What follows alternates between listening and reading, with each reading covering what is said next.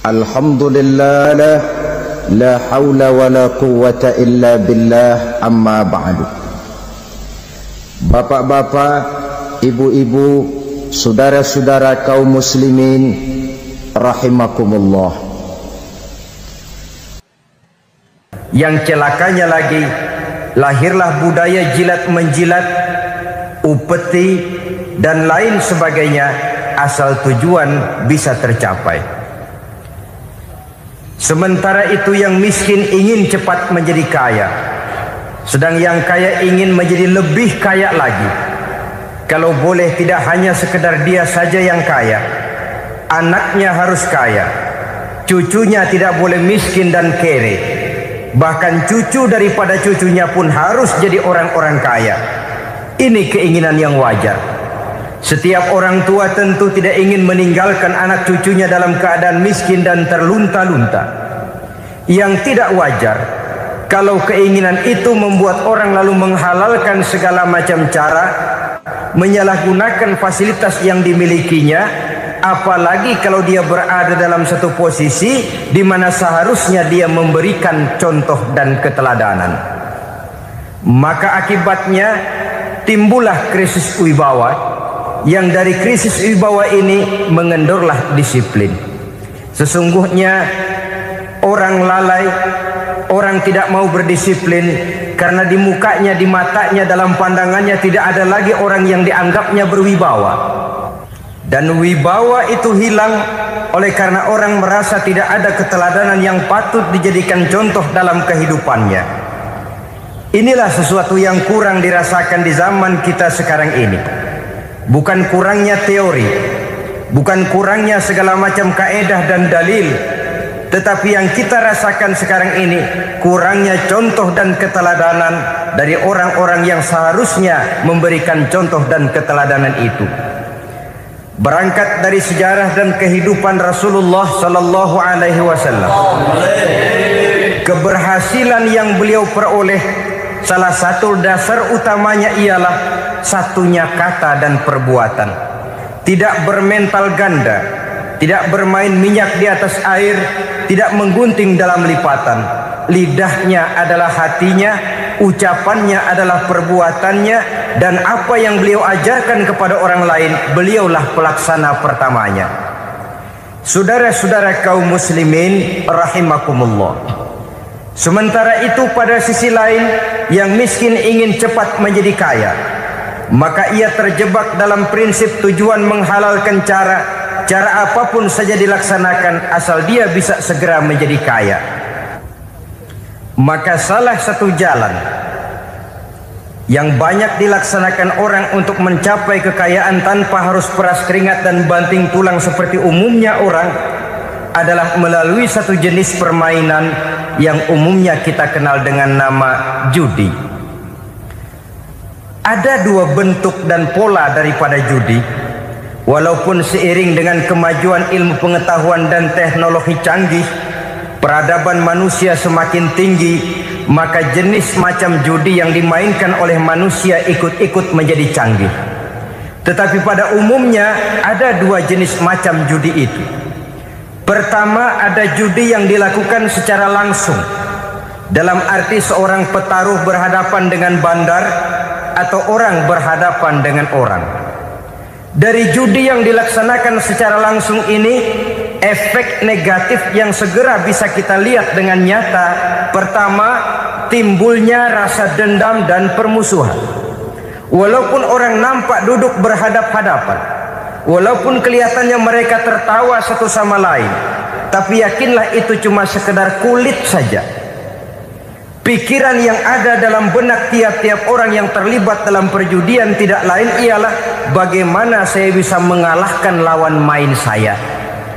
Akibatnya tentu bisa kita pastikan akan timbullah dendam dan permusuhan bagi yang kalah, akan timbullah rasa sombong dan menganggap remeh orang lain bagi yang menang. Yang kedua, lalainya orang kepada apa yang menjadi tanggung jawab dan kewajibannya. Orang bisa lupa kepada anak dan istri. Kalau kepada anak dan istri saja sudah bisa lupa, apalagi kepada yang lain, sebab anak dan istri memang merupakan bagian daripada kehidupan kita. Konon lagi saudara, konon lagi keluarga yang lain, anak istri saja bisa terlupakan oleh penyakit dan permainan yang bernama judi ini. Yang ketiga, hilangnya rasa sayang kepada harta. Harta yang didapatnya dengan peras keringat dan banting tulang, mungkin pergi pagi dan pulang sore. Setibanya dia di meja judi, apalagi uang tadi sudah bertukar dengan dalam bentuk koin, maka rasa sayang kepada harta itu tidak akan pernah ada lagi. Tetapi saudara-saudara, bagaimanapun juga, judi dalam artian langsung semacam ini hanya melibatkan orang-orang tertentu. Artinya selektif. Ada judi yang lebih berbahaya daripada jenis ini, perjudian massal. Taruhlah roulette dan kasino itu judi. Tetapi judi jenis roulette dan kasino ini bahayanya hanya untuk orang-orang tertentu yang memang sudah mapan, kelompok elit. Masa iya bocah angon di kampung main roulette? Apa ia yang tinggal di pinggir kali kenal kasino? Ya entahlah kalau kasino Prambos ya. Dari judi massal semacam ini lahirlah penyakit yang dinamakan tulul amal. Tulul amal, orang yang terlalu panjang angan-angan. Bukan tidak boleh orang bercita-cita, sebab cita-cita itu perlu. Katanya manusia tidak makan masih bisa hidup 1 bulan lebih. Manusia tidak minum masih bisa hidup 3 hari lebih. Tapi manusia tidak punya cita-cita 1 jam pun dia tidak akan bisa hidup. Karena faktor yang membuat kita bergairah menghadapi kehidupan, faktor yang mendorong kita untuk tetap berusaha dan tegar menghadapi resiko, karena adanya cita-cita di dalam kehidupan kita. Tetapi cita-cita tanpa direalisir dengan usaha, cita-cita yang tidak berangkat dari kemampuan yang ada, pada akhirnya hanya akan merupakan cita-cita yang mengawang, tidak akan terwujud dalam kenyataan, dan akan membentuk manusia menjadi orang yang tulul amal, panjang angan-angan, terlalu muluk keinginan, tidak berangkat dari kemampuan dan kesanggupan yang ada pada dirinya sendiri. Maka penyakit inilah yang telah menghasilkan dan melahirkan penghayal-penghayal kelas berat, tukang-tukang ngelamun kelas tinggi yang hidup di angkasa luar. Dan sejarah belum pernah mencatat ada orang menjadi kaya karena judi, itu belum pernah. Saudara lihat saja orang kaya yang namanya Adnan Khashoggi, orang kaya yang namanya Henry Ford, orang kaya yang namanya Aristotle Onassis, orang kaya yang namanya David Rockefeller. Itu seluruhnya menjadi kaya bukan karena mereka terlibat dalam perjudian, tapi karena kerja keras, peras keringat, banting tulang. Dan itu dimulai sejak mereka masih remaja. Sehingga banyak orang besar yang mulai pekerjaannya dengan menjual koran. Artinya berangkat dari A. Banyak pengusaha mobil yang memulai pekerjaannya dari tukang cuci mobil, tapi lalu bertahap dan tegar menghadapi kenyataan, sehingga proses demi proses dia hadapi dengan tegar, dengan tabah, dengan sabar, dengan ulet, sampai kepada membuahkan hasil. Kita ingin pintas, kayaknya mau, usahanya tidak mau, senengnya mau, peras keringatnya tidak mau. Ini tentunya akan melahirkan kontradiksi di dalam kehidupan. Maka dari jenis perjudian massal semacam ini lahirlah penyakit tulul amal, panjang angan-angan, terlalu muluk cita-cita. Bayangkan saja kalau ini terjadi secara massal, menimpa nasib rakyat kita di pedesaan yang jauh dari keramaian, Tiap hari mereka dinina-bobokkan oleh gambaran tentang akan diperolehnya uang dalam jumlah yang banyak dengan angka nol yang berentet. Tiap hari mereka melihat angka-angka itu. Mereka lambat laun akan terseret dalam arus tulul amal ini. Panjang angan-angan, muluk cita-cita hanya dengan mengandalkan meja perjudian. Akibatnya timbul penyakit yang kedua, yang ketiga, yaitu malas berusaha. Orang kalau sudah terlalu asik berkhayal, menghitung bintang di langit, malas berusaha. Kalau ada temannya kerja jadi buruh kasar, bawa hasil yang merupakan jeripaya dan peras keringat dia, 1 minggu bergaji 10-15 ribu, diketawain. Apaan gaji lu 10 ribu 15 ribu, entar gua nih kalau ketembus 100 juta entar. Yang 10 ribu dan 15 ribu keringat orang itu dihina, itu dicela. Tetapi dia selalu menghitung, entar nih gua. Entarnya wallahu a'lam. Saudara hadirin yang saya muliakan, timbullah sikap malas. Padahal di tengah negara sedang membangun di berbagai bidang kehidupan. Maka sifat malas ini merupakan musuh kita. Baik mengejar kemiskinan, baik mengejar kebodohan dan keterbelakangan kita di sektor-sektor lainnya. Alangkah akan terganggunya roda pembangunan di negara kita ini jikalau sebagian besar rakyat dihinggapi oleh penyakit malas, yang malas ini dilatar belakangi oleh penyakit tulul amal, terlalu muluk angan-angan, yang angan-angan ini dinina-bobokkan oleh keinginan untuk mendapatkan untung yang besar tanpa peras keringat dan banting tulang. Sasaran yang lebih jauh, dan ini yang paling kita khawatirkan, hancurnya kubu-kubu pertahanan moral daripada bangsa kita. Kita sependapat bahwa lebih penting daripada membangun jembatan adalah membangun manusia yang membangun jembatan. Bahwa lebih penting daripada mengaspal jalan raya adalah membangun mental manusia yang melaksanakan pengaspalan itu. Dengan kata lain, membangun dan mempersiapkan manusia pembangunan. Tanpa itu, maka saya merasa khawatir kalau nanti kita tidak akan sampai kepada target yang kita harapkan oleh karena kandas di tengah jalan. Saudara-saudara kaum muslimin rahimakumullah, Islam sebagai agama yang mengajarkan manusia untuk berusaha dan mengeluarkan segala kemampuan untuk melaksanakan segala usahanya itu, sangat membenci sifat malas, sangat membenci sifat tulul amal atau panjang angan-angan. Dan oleh karena judi melahirkan dua sifat itu, Islam sangat menganjurkan pengikutnya untuk menjauhi segala macam jenis perjudian, baik yang terang-terangan maupun yang dilakukan secara samar-samar, tidak ketara, judi canggih sesuai dengan canggihnya teknologi daripada manusia itu sendiri. Ini adalah penyakit yang meracuni masyarakat manusia dari sejak berpribadi, bertetangga, berumah tangga, sampai kepada berbangsa dan bernegara. Dan kasus-kasus yang timbul sudah cukup banyak, yang tidak mungkin lagi kita katakan hanya sekedar bersifat kasuistis, bersifat kasus-kasus kecil saja.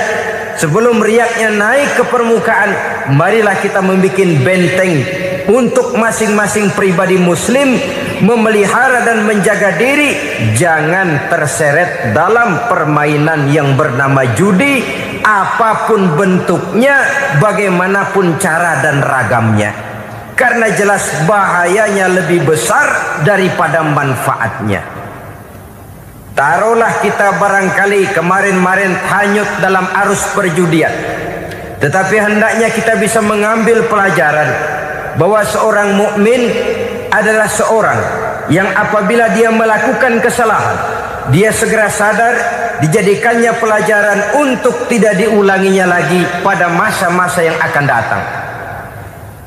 Dengan sikap semacam itu, kita tidak lagi akan mengulangi kesalahan-kesalahan lama, dan grafik kehidupan kita dari hari ke hari akan makin menunjukkan hal-hal yang baik dan positif adanya.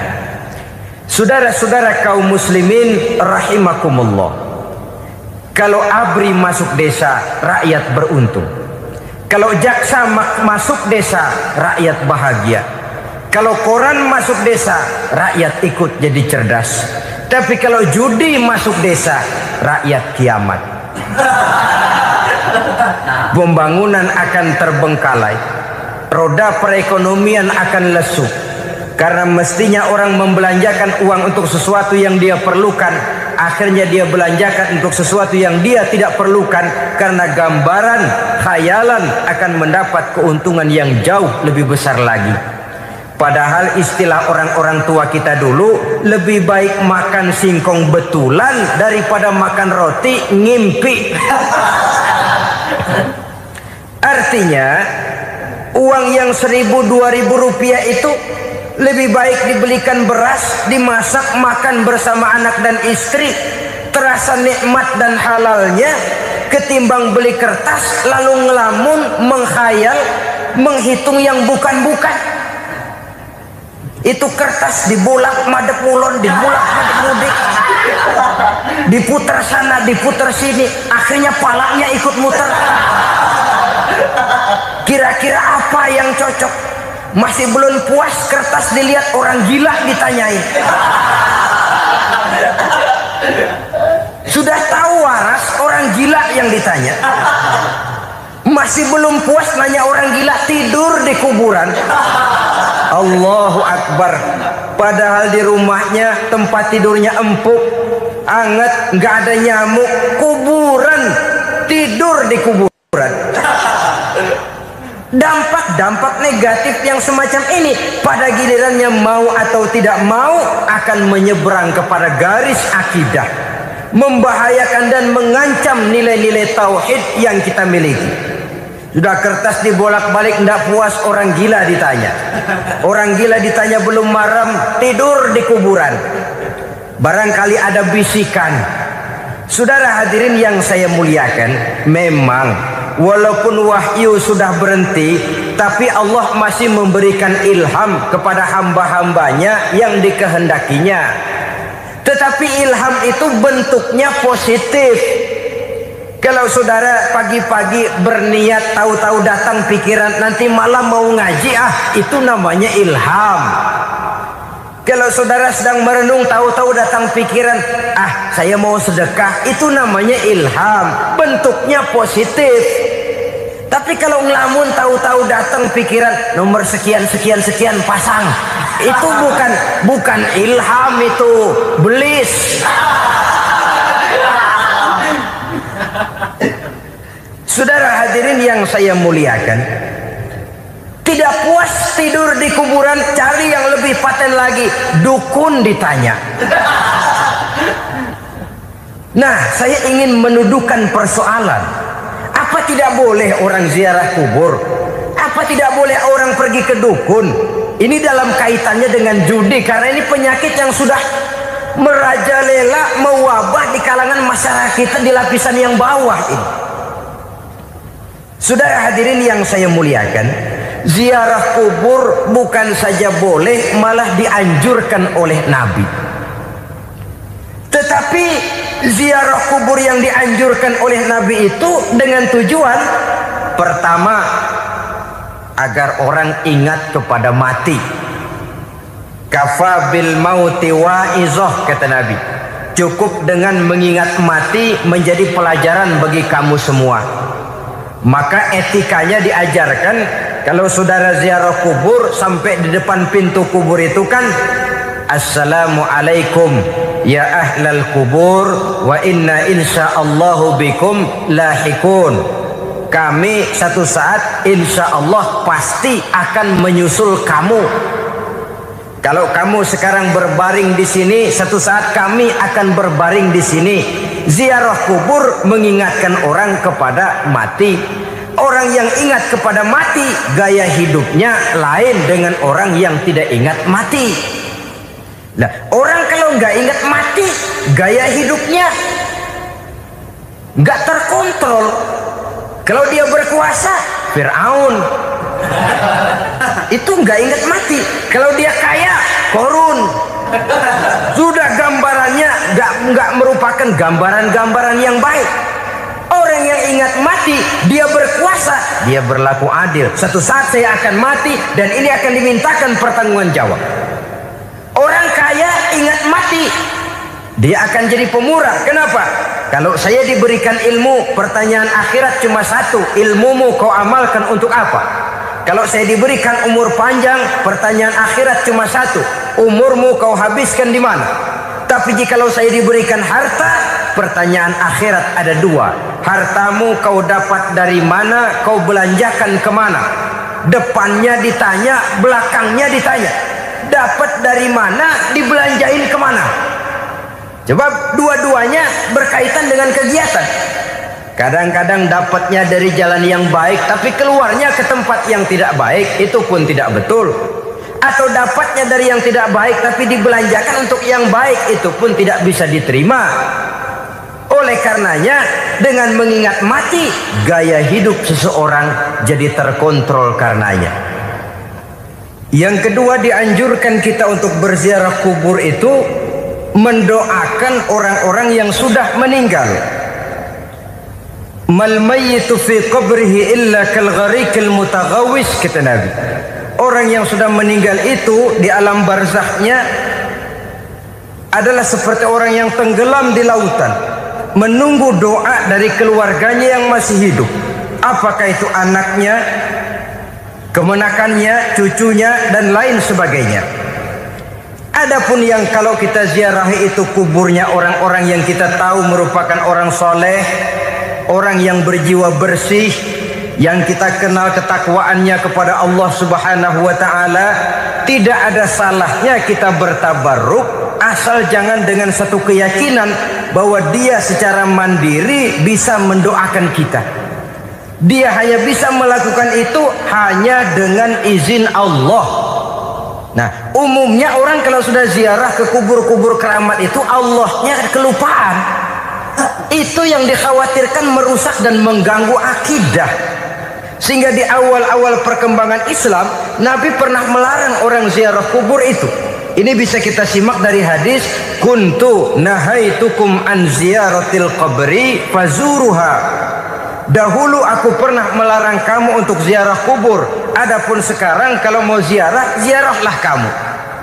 Kata-kata dulu aku pernah melarang kamu itu menggambarkan bahwa pada permulaan perkembangan Islam, nilai keimanan para sahabat masih rapuh, masih lemah, masih memerlukan pembinaan. Sehingga kalau mereka sering ke kubur, dikhawatirkan mereka minta kepada kubur. Nah, tetapi tatkala nilai keimanannya sudah mapan, sudah kuat, kata Rasul, fazuruha. Adapun sekarang kalau mau pergi berziarah, ziarahlah kamu.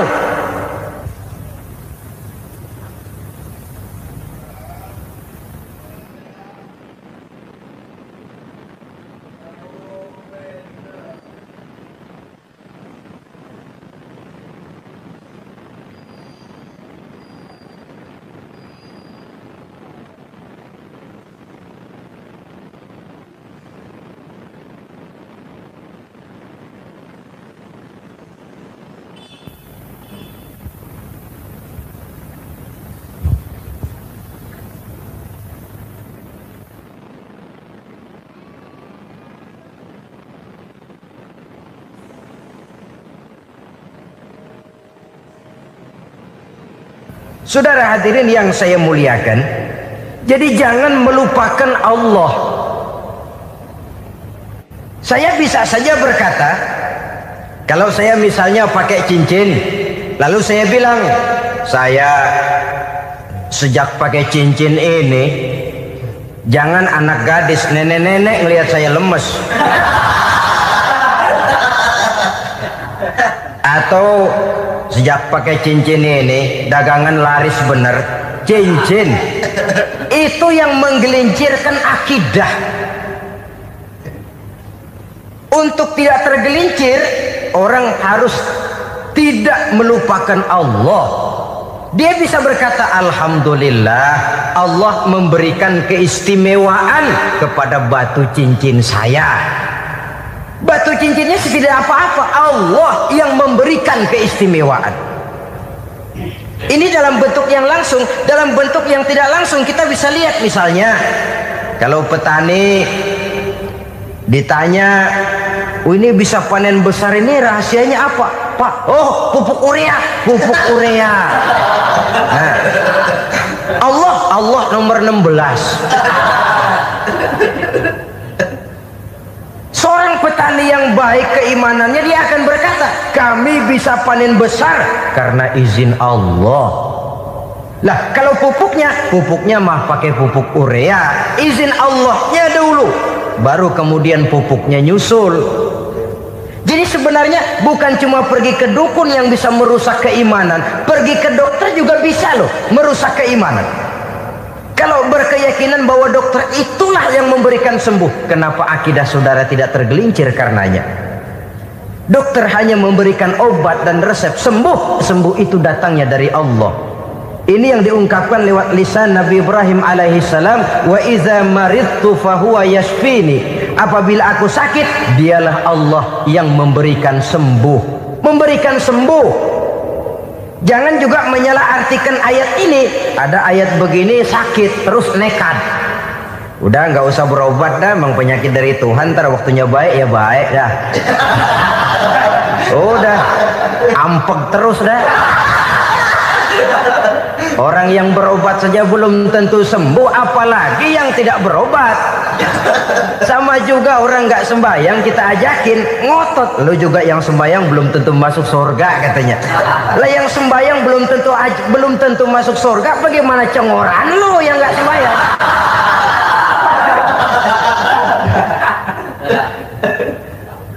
Saudara hadirin yang saya muliakan, kaum muslimin yang berbahagia. Jadi dengan demikian, maka jangan menghilangkan Allah. Kita, ajaran pokok dalam Islam adalah ajaran tentang tauhid.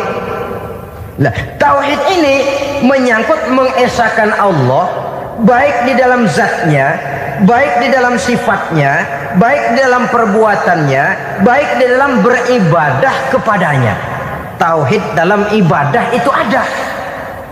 Tauhid dalam zat artinya zat Allah itu tidak tersusun, tidak terdiri dari bagian-bagian yang bisa pecah-pecah. Ya seperti kita ini kan ada kepala, ada kaki, ada tangan. Allah tidak tersusun zatnya dari bagian-bagian. Esa zatnya tidak bisa dibagi-bagi. Esa sifatnya artinya Allah itu sifatnya tidak pernah berubah. Sejak dahulu sampai sekarang, Allah itu cinta kepada orang beriman yang melakukan kebaikan, dan Allah benci kepada orang kufur yang melakukan kejahatan. Mustahil satu saat Allah berubah. Orang kufur yang berbuat kejahatan didemenin, orang mukmin yang berbuat kebaikan dikeselin. Misalnya tahun 2000 Tuhan giliran jengkel sama orang mukmin. Itu mustahil. Dia esa di dalam sifatnya.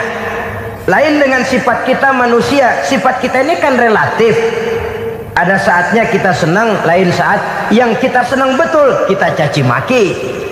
Hari ini kita caci maki, besok kita puji.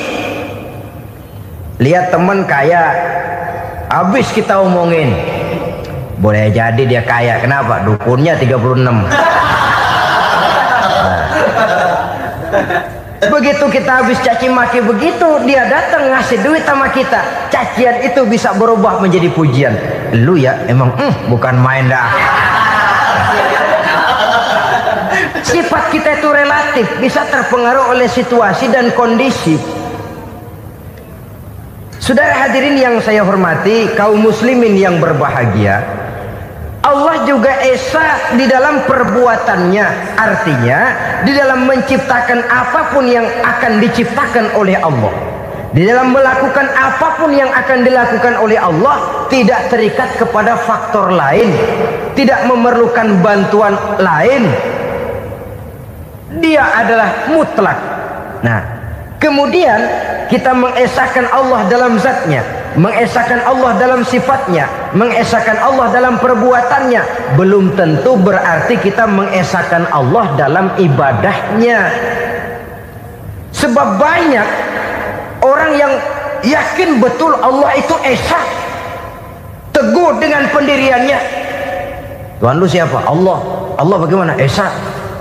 Bagaimana kalau dua? Kagak. Tiga? Enggak. Mantap. Soal tahlil paten. Tapi dalam ibadah kadang-kadang dia tidak mentauhidkan Allah. Ini makna wa ma umiru illa liya'budullaha mukhlisin. Kami tidak memerintahkan kepadamu kecuali untuk beribadah kepadaku, kata Allah, dengan ikhlas. Beribadah kepada Allah dengan ikhlas itu artinya apa? Beribadah hanya untuk Allah saja. Nah, kalau hanya untuk Allah saja, lalu kita minta berdoa di depan kuburan orang yang soleh, apa syirik? Tidak syirik. Kalau kita berkeyakinan bahwa orang tempat kita memanjatkan doa itu hanya bisa mendoakan kita dengan izin Allah. Dia sendiri tidak punya kekuasaan apa-apa. Tanpa izin Allah dia tidak bisa berbuat apa-apa. Itu tidak menyebabkan orang menjadi syirik. Sama saja dengan kalau saya berkata tadi, alhamdulillah Allah telah memberikan keistimewaan kepada batu cincin saya. Apa salahnya Allah memberikan keistimewaan kepada benda-benda mati? Allah memberikan keistimewaan kepada Hajar Aswad, benda mati. Allah memberikan keistimewaan kepada Masjidil Haram, benda mati. Allah memberikan keistimewaan kepada Ka'bah, benda mati. Orang tawaf keliling Ka'bah, sembahyang di Masjidil Haram, sujud menghadap kepada Ka'bah, apakah jadi syirik? Tidak, kita tidak menyembah Ka'bahnya, kita menyembah yang punya Ka'bah itu. Nah, di sini kita lihat bahwa fungsi Ka'bah hanya merupakan wasilah. Tapi kalau Allahnya kita hilangkan, jadilah kita penyembah batu. Hanya saja batu itu berbentuk 4 bernama Ka'bah. Sa'i, orang yang melaksanakan haji, lari-lari antara Safa dan Marwah, amalan apa itu? Seakan-akan kita menghormati bukit-bukit, gunung-gunung. Tapi bukan itu yang kita tuju dalam pelaksanaan sa'i itu. Yang kita tuju adalah ini perintah Allah. Allahnya yang diutamakan. Maka hal semacam ini tidak menyebabkan orang menjadi syirik dan tergelincir dari tauhid. Tapi kalau ziarah kubur dengan niat cari buntutan, nomor yang cocok, ini niatnya saja sudah salah. Nah, kalau berangkat dengan niat yang salah, sampai di sana saya yakin, seyakin-yakinnya amalannya pasti salah. Lah, kubur yang diziarahin bukan kubur orang soleh. Ya mana ada orang soleh ngasih kode buntut. Ada juga orang salah. Orang soleh itu kadang-kadang dia nggak tahu kuburan siapa, nongkrong aja di situ. Memang sulit, saudara-saudara. Mental ya, namanya mental. Kalau memang mental sudah mental judi, apa saja bisa dijudiin. Jadi orang nggak perlu sebenarnya pemerintah terlalu gini, nggak usah. Kembali saja kepada mental. Kalau mental memang sudah mental judi, apaan aja bisa dijudiin. Pulang tengah malam nabrak babi, aha, babi yang keluar nih.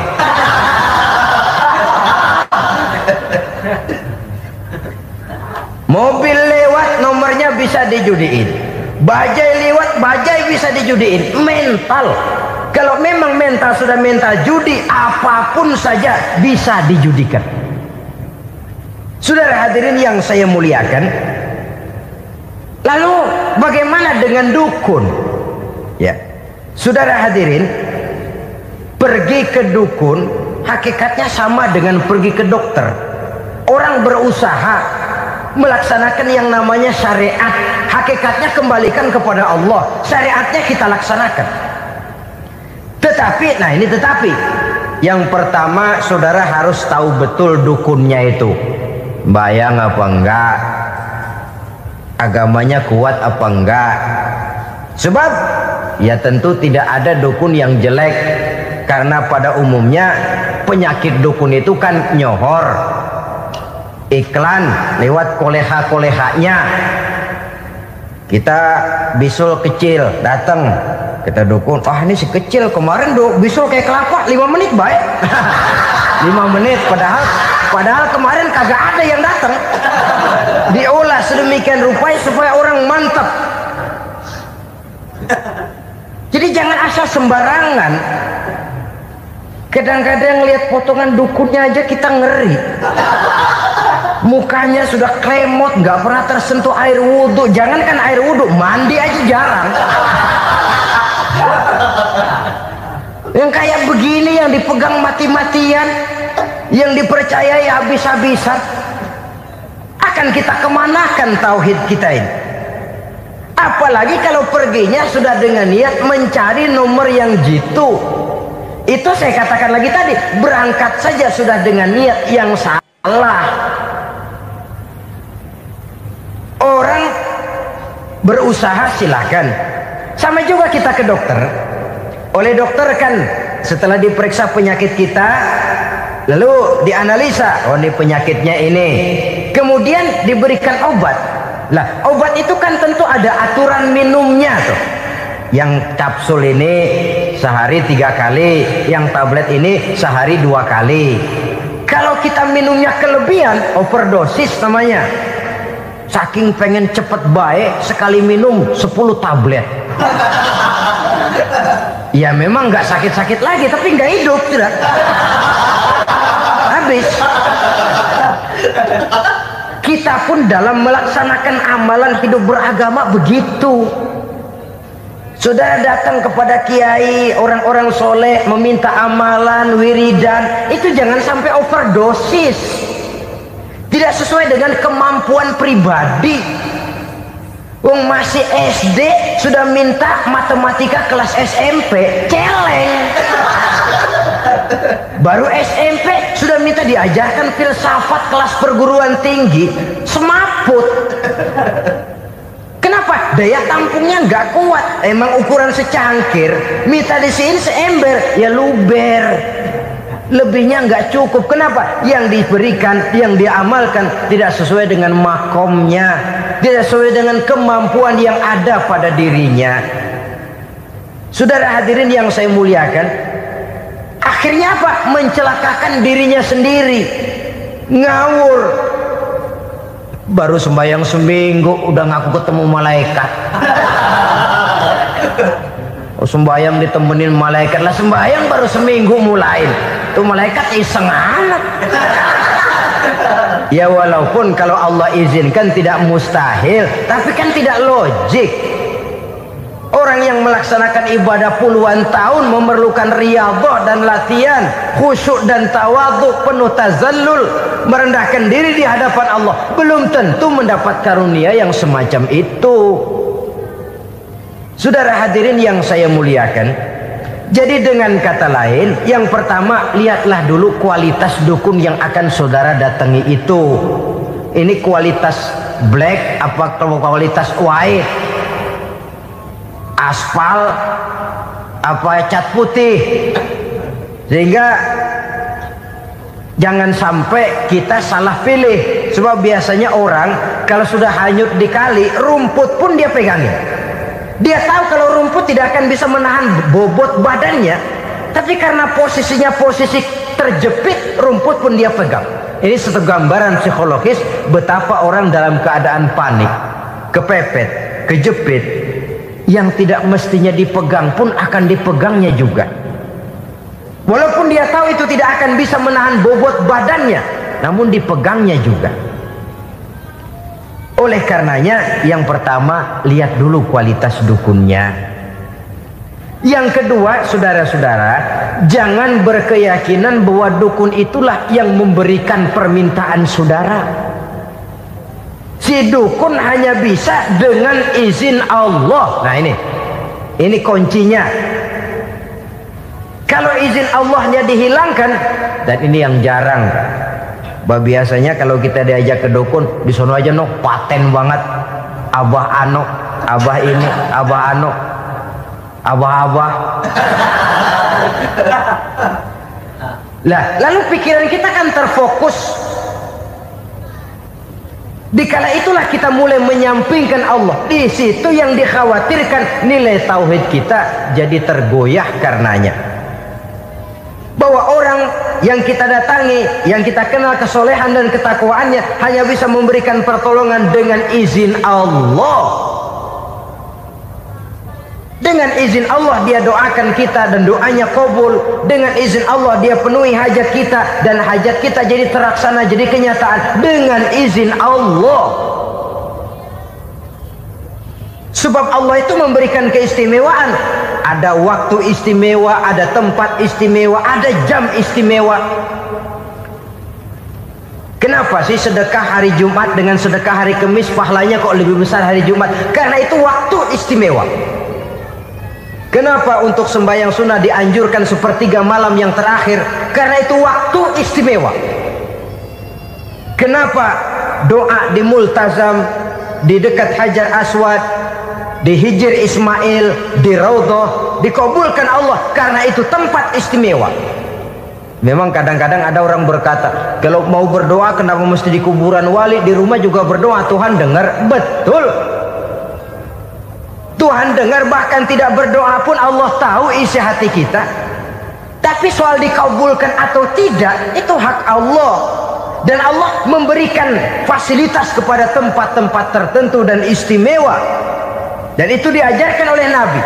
Di Raudhah perbanyak doa. Kenapa? Itu tempat yang mustajabah. Artinya Allah memberikan keistimewaan kepada tempat-tempat tertentu. Dalam konteksnya dengan ini, makom para aulia, para wali, para ulama soleh, tidak ada salahnya kita berdoa di sana, bertawassul, bukan meminta kepada si kiai, bukan meminta kepada si ulama, bukan meminta kepada si wali, meminta kepada Allah melalui tempat yang orangnya kita yakin dekat dengan Allah. Walaupun Allah tidak memerlukan perantara, itu jelas. Allah tidak memerlukan calo, memang. Tapi Allah menyediakan waktu dan tempat-tempat istimewa. Itu harus kita manfaatkan untuk mendekatkan diri dan berdoa kepadanya. Saudara-saudara kaum muslimin rahimakumullah, saya kembali dalam konteksnya dengan dukun yang akhir-akhir ini jadi populer karena merajalelanya judi sampai kepada desa-desa, pedesaan-pedesaan terpencil, yang akibatnya menjauhkan orang dari nilai tauhid. Padahal benar kalau orang berkata kadzabal munajjimun walau sodaku, tukang-tukang ramal itu bohong walaupun benar. Kalaupun betul, kebetulan. Itu maksudnya bohong walaupun betul, betulnya betul kebetulan. Maka para remaja itu biasanya gemar kepada membaca bintang Anda minggu ini, kan begitu toh? Nah, apa Aries, apa Virgo, apa Leo dan sebagainya, dan itu memang menarik untuk dibaca. Rezeki sebelah kulon, asmara anget. Saudara hadirin, hal yang semacam ini boleh saja untuk dibaca, tapi tidak untuk diyakini kebenarannya. Boleh saja untuk dibaca, tapi tidak untuk diyakini kebenarannya. Karena meyakini kebenarannya sama saja dengan mendahului Allah. Dan itu bisa menggelincirkan nilai-nilai tauhid kita. Tauhid dalam ibadah, saya katakan tadi, menyembah hanya kepada Allah, bermohon hanya kepada Allah dengan menggunakan fasilitas-fasilitas yang disediakan oleh Allah, baik berupa waktu maupun tempat-tempat tertentu dan orang-orang. Ya, kalau waktu dan tempat saja ada yang diberikan keistimewaan oleh Allah, padahal tempat itu benda mati, apalagi manusia yang merupakan makhluk hidup. Saudara hadirin yang saya muliakan, saudara-saudara kaum muslimin yang berbahagia, sehingga dengan demikian kita tetap menjaga nilai-nilai akidah. Dan dengan ini syariat kita laksanakan tanpa membuang hakikat. Sebab hakikat tanpa syariat itu kosong. Syariat tanpa hakikat juga tidak ada tujuan. Yang penting hati bersih, nggak sembahyang nggak apa-apa. Mana bisa begitu, Mas? Kalau memang hati bersih nggak usah sembahyang nggak apa-apa. Nabi Muhammad dulu berhenti dong sembahyang. Sebab beliau orang yang hatinya paling bersih. Nah, orang yang hatinya paling bersih saja sembahyang yang nggak berhenti, masa kita lalu mau berhenti? Yang penting kan kita bisa dekat dengan Allah melalui perasaan, banyak-banyak ingat. Apa itu sembahyang? Macam-macam. Itu hakikat saja tanpa syariat ya tidak bisa. Syariat saja tanpa hakikat juga gerak lahir yang tanpa roh namanya. Kita melakukan sholat tapi kita tidak tahu untuk apa kita sholat dan kenapa kita sholat dan siapa yang kita sembah di dalam kita sholat. Sehingga dengan demikian keduanya tidak bisa terpisahkan satu sama lain. Seperti halnya kulit dan isi. Barangkali pernah saya ingatkan, kulit penting, isi pun juga penting. Hakikat penting, syariat juga penting. Dan kita jangan salah mengartikan terjebak dalam ucapan-ucapan yang masih memerlukan penafsiran, sehingga lalu kita cenderung mendiskreditkan dan menjelekkan para wali. Misalnya ada ucapannya Syekh Abdul Qadir Jailani yang berkata begini, barang siapa yang masuk ke rumahku lalu ia memakan makananku, maka ia akan masuk surga. Ini kalau ucapan ini dipahami secara apa adanya, ya jelas orang bisa tergelincir. Tapi kalau ditafsirkan secara betul, siapa yang masuk ke dalam rumahku? Di mana rumah Syekh Abdul Qadir? Di mana umumnya rumah para wali? Di masjid. Jadi siapa yang masuk ke dalam rumahku? Masjid. Lah kalau sudah di dalam masjid, makanannya apa? Getuk. Tentu saja tidak. Kalau sudah di masjid itu ya makanannya ya wirid, zikir, tahajud, baca Quran, paling kurang i'tikaf. Jadi siapa yang masuk ke masjid lalu dia sujud, wirid, zikir, ya jelas saja surga. Jangan membaca ucapan ini terus rame-rame nyari bekas rumah Syekh Abdul Qadir. Rame-rame masuk ya rumah kecil. Saudara hadirin, kita terlalu terpaku kepada materi ucapan dan melupakan filsafat daripada ucapan itu sendiri. Dalam kondisi yang sedemikian, sangat boleh jadi orang lalu tergelincir karenanya. Oleh karena itulah saudara-saudara, saya kembali kepada satu prinsip, bahwa sebenarnya dengan tidak perlu menyalahkan pihak-pihak lain, mari kita kembali kepada sikap mental kita sebagai muslim. Kalau mental memang sudah mental penjudi, apapun bisa dijudikan. Tapi kalau mental itu tidak ada, walaupun di kiri kanan dan depan belakang banyak dibuka tempat-tempat perjudian, saya yakin kita akan mampu menahan dan menjaga diri. Sikap mental inilah yang memerlukan pembinaan dari kita semua. Sehingga dengan demikian kita akan menjadi pribadi-pribadi yang bisa bertahan dari segala gempuran-gempuran yang datang dari luar karena adanya prinsip ketahanan mental itu tadi. Sekali lagi saya ingatkan bahwa judi selamanya tidak akan pernah mendatangkan kebahagiaan. Judi tidak akan membuat orang menjadi kaya. Judi tidak akan membuat orang makin akrab berteman dan bersaudara. Yang jelas judi melahirkan permusuhan dan dendam, membangkitkan rasa malas, memulukan angan-angan tanpa mau peras keringat dan banting tulang, melalaikan orang dari tanggung jawab dan kewajibannya, membuat ia lupa kepada anak, istri dan seluruh keluarganya, dan pada akhirnya dia akan terjebak dalam satu permainan yang makin menjauhkan dia dari proses kesadarannya sebagai manusia. Sebagai uraian penutup, marilah kita renungi firman Allah dalam Al-Baqarah ayat 208. A'udzubillahi minasyaitonir rajim. Ya ayyuhalladzina amanu dukhulu fis silmi kafah wa la tattabi'u khutuwati syaitan innahu lakum aduwwum mubin. Hai orang-orang yang beriman, masuklah kamu ke dalam keselamatan, masuklah kamu ke dalam Islam secara keseluruhan. Jangan kamu mengikuti jejak-jejak setan, karena setan adalah musuhmu yang nyata dan jelas. Judi termasuk jejak-jejak yang ditinggalkan oleh setan untuk diikuti oleh kita, agar kita mendapatkan kesengsaraan baik di dunia, lebih-lebih di akhirat nanti. Semoga Allah selamatkan kita, Allah selamatkan seluruh bangsa kita dari penyakit-penyakit judi yang melahirkan efek-efek negatif dalam kehidupan. Terima kasih atas perhatian saudara. Mohon maaf atas segala kekurangan.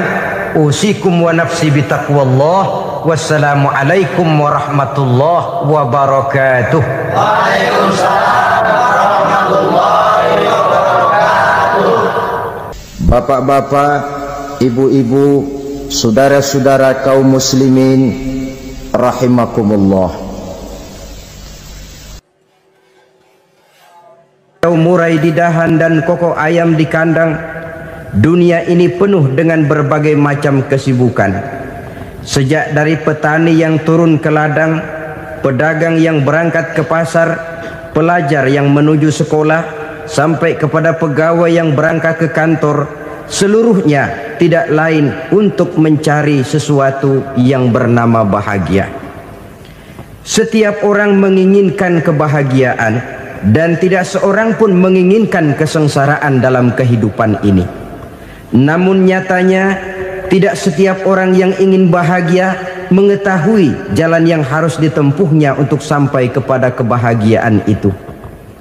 Maka pada kesempatan pertemuan kali ini, saya ingin menyampaikan sebuah hadis dari junjungan kita baginda Nabi besar Muhammad sallallahu alaihi wasallam yang termuat dalam kitab Mukhtarul Ahadits An-Nabawiyah, di mana beliau bersabda, arba'un min sa'adatil mar'i.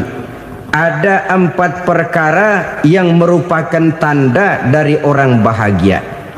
Saya mau tanya, di antara saudara-saudara yang hadir di sini, apa ada yang kepengen jadi orang sengsara? Seluruhnya tentu ingin mendapatkan kebahagiaan. Maka menurut resep dari Nabi kita, tanda orang bahagia itu 4. Jadi kalau saudara ingin bahagia, harus mempunyai 4 perkara ini.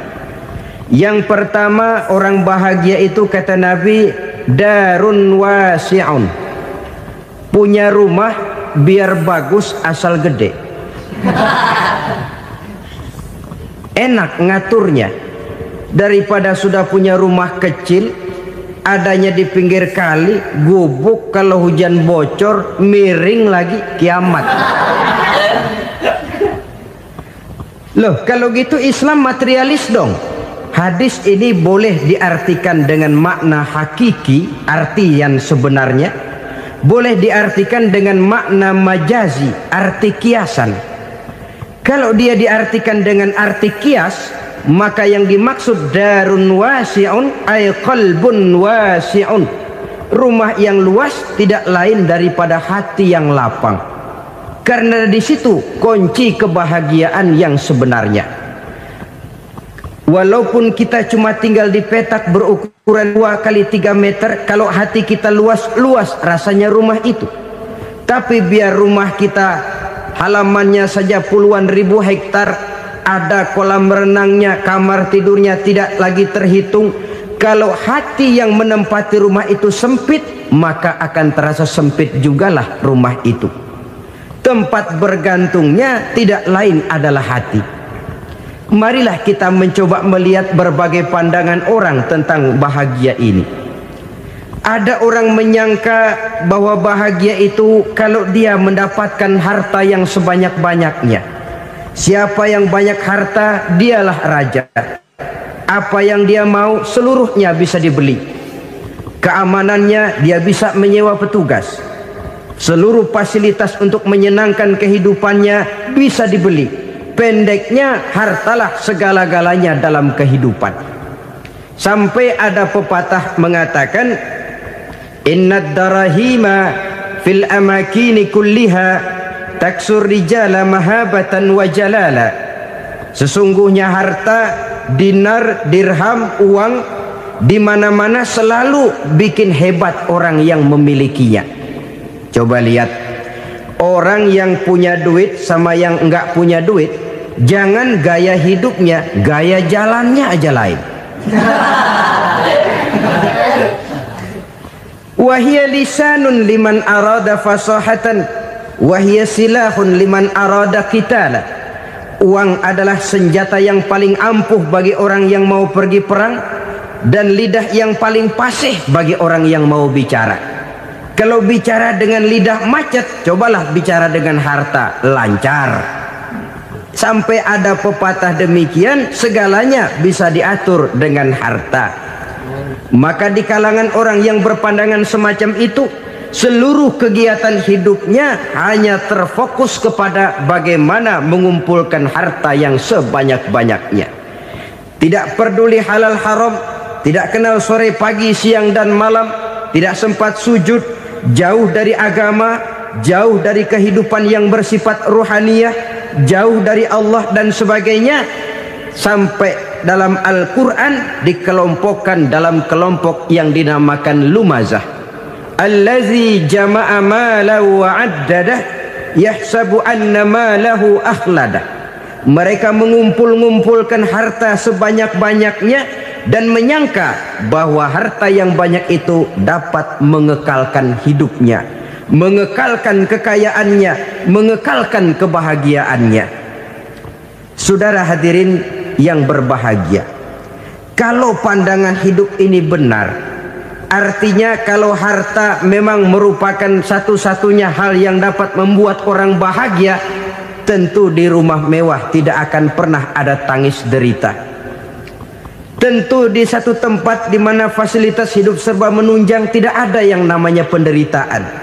Tapi suka dan duka, sedih dan gembira, senyum dan tawa adalah milik setiap orang, baik dia punya harta maupun dia tidak punya harta. Nyatalah bahwa harta semata-mata bukan merupakan jaminan bahwa orang akan bahagia, walaupun tanpa harta orang sulit untuk bahagia. Saya mau cerita, ada orang super kaya, namanya Aristotle Onesimus, raja tanker Yunani. Dia punya kapal tanker saja konon sampai 11 banyaknya. Punya perusahaan penerbangan yang disebut Olympic Airlines.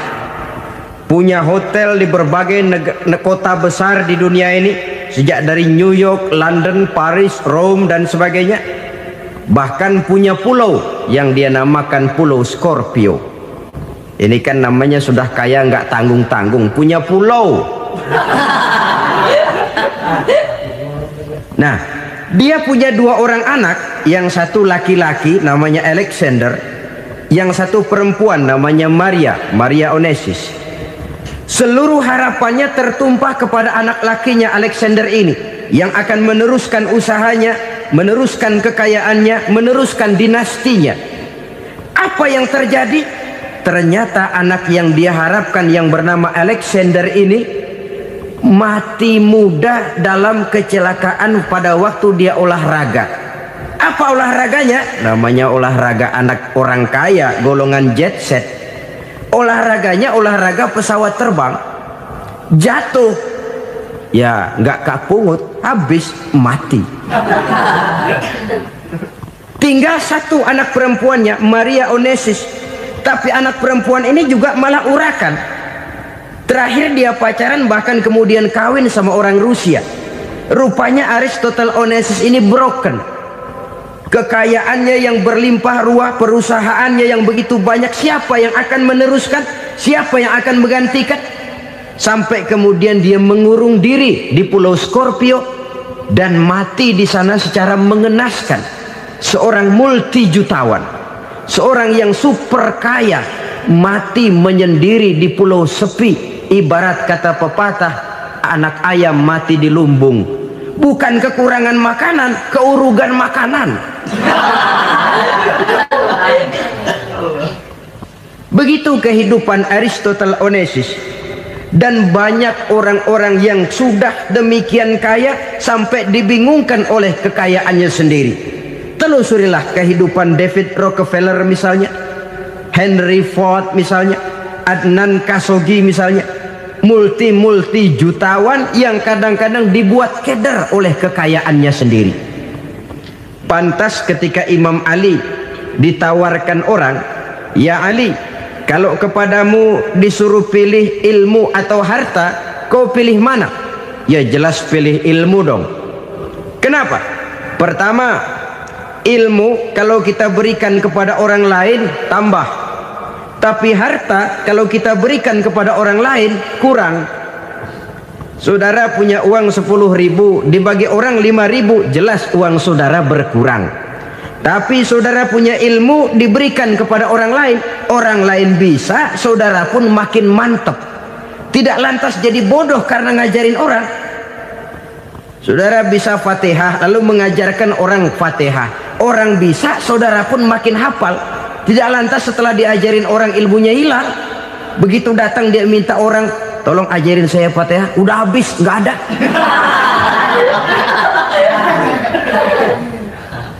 Yang kedua kata Imam Ali, ilmu menjaga kita. Kalau harta kita yang harus jaga. Makin banyak ilmu makin terpelihara diri seharusnya. Tetapi makin banyak harta makin bingung kita jaganya. Sampai kadang-kadang kalau perlu seluruh keliling rumah dipasangi alarm. Belum cukup disewakan anjing besar-besar, pasang di depan pintu, awas anjing galak. Masih belum cukup juga cari centeng tukang-tukang kepruk jaga rumah. Masih terasa belum aman padahal rumahnya dikelilingi tembok besar. Di balik tembok ada pintu-pintunya tebal. Di balik pintu itu terbuka masuk kamar, kamar pun ada pintunya, pintunya pun kuat. Masuk ke dalam kamar ada lemari, lemarinya pun pintunya kuat, dikunci, kuncinya pun kuat. Tapi terhadap seluruhnya yang timbul cuma sekedar was-was saja. Kesimpulannya sekali lagi, tanpa harta orang memang sulit untuk bahagia. Tapi harta semata-mata tidak merupakan jaminan orang akan bahagia. Dengan hati yang luas, itu modal utama untuk mencapai kebahagiaan hidup. Orang yang hatinya luas, saudara-saudara, punya hati yang lapang, melihat kenyataan hidup ini, dia bersyukur senantiasa kepada Allah. Lantas tidak timbul hasud dan iri hatinya. Oleh karena itu, jiwanya selalu lapang. Kalau tidak, cupik hati namanya. Dangkal pandangan, tidak senang melihat orang lain dapat nikmat, dan itu sering dijadikan contoh. Kalau orang yang lapang dada, dia lihat tetangganya beli TV baru, dia berkata, "Alhamdulillah ya, tetangga kita beli TV, mudah-mudahan kita bisa ikut nonton." Lapang dadanya.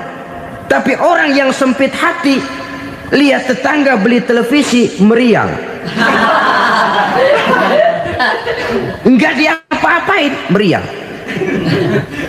Besoknya dengar tetangga beli motor, makin sakit, ke rumah sakit. Lalu di rumah sakit dengar tetangganya beli mobil, mati. Disiksa oleh perasaannya sendiri. Orang kalau hati sudah sempit dalam hidup, kemanapun dia pergi, sempit rasanya medan kehidupannya. Kemudian kita melihat juga ada orang yang menilai bahwa bahagia itu katanya kalau punya kedudukan yang tinggi, pangkat yang agung, wibawa yang besar. Mungkin betul, tapi mungkin juga tidak. Bergantung kepada hati orang yang punya pangkat itu. Sama dengan harta tadi. Harta akan membawa bahagia kalau dia jatuh ke tangan orang yang berhati lapang. Tapi harta akan jadi bencana kalau jatuh ke tangan hati orang yang sempit. Pangkat akan membawa bahaya kalau jatuh di tangan hati orang yang sempit. Lebih dari itu, kenyataan mengajarkan kepada kita bahwa ternyata pangkat dan jabatan tidak selamanya memberikan kebahagiaan dalam kehidupan. Bahkan resikonya kelewat besar. Beberapa bukti kita bisa ambil dari para pemimpin dunia yang menjadi korban lantaran pangkat dan jabatan yang disandangnya. Saudara ingat Presiden Abraham Lincoln dan John Kennedy dari Amerika dibunuh orang. Park Chung-hee dari Korea Selatan, Ziaur Rahman dari Bangladesh, Anwar Sadat dari Mesir, terakhir Indira Gandhi dari India, menjadi korban dari pangkat dan jabatan yang disandangnya dari orang-orang yang tidak senang dia memegang jabatan itu. Dia akan mudah mengundang bencana, sehingga pantas kalau seorang presiden terkemuka Amerika, Harry Truman namanya, dia mengatakan jabatan presiden itu, kata dia, seperti orang nunggang macan, naik macan. Harus kita taiki, kalau enggak dia bakal nerekam kita, ngeri katanya. Adapun orang yang hatinya lapang, kalau dia menerima pangkat dan jabatan, dianggapnya itu satu kesempatan untuk berbuat baik. Tapi orang yang berhati sempit, menerima pangkat dan jabatan, bukan kadang-kadang menerima, malah berusaha setengah mati mencapai dengan segala cara. Kalau perlu jilat atas, jilat atas. Jadi golongan sumuhun dawu. Jadi kelompok kulon nuwun, yes sir, yang kerjanya cuma oke bos. Kalau perlu jilat atas, jilat atas. Kalau perlu injak yang bawah, injak yang bawah. Perlu sikut kiri kanan, sikut kiri kanan. Yang penting pangkat dapat, jabatan dapat. Orang yang semacam ini, kalau sudah mempunyai pangkat dan jabatan, biasanya dia tidak menganggap itu sebagai amanah, tidak menganggap sebagai kesempatan berbuat baik, tapi malah kesempatan untuk memperturutkan hawa nafsunya yang dilatar belakangi oleh kesempitan hatinya tadi. Apalagi kalau orang memperoleh pangkat karena banyak mengeluarkan uang. Seakan-akan pangkat dan jabatan itu sekarang macam proyek, pakai tender. Siapa yang berani bayar segini, naik. Nggak berani, minggir. Padahal logikanya, kalau orang mencapai satu jabatan karena banyak mengeluarkan uang, hampir bisa dipastikan bahwa setelah jabatan itu dia pegang, langkah pertama yang akan dilakukannya ialah berusaha bagaimana uang yang dia keluarkan supaya kembali. Ya paling kurang pulang modal dulu dong. Soal mikirin rakyat soal nanti, tapi ini modal harus pulang.